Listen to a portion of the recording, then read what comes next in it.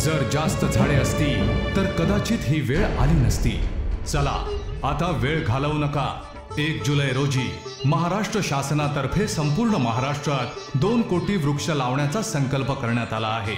चला या वृक्षारोपणात सहभागी होऊन झाडांच्या आणि निसर्गाच्या सान्निध्यात आनंदी जीवन जगूया।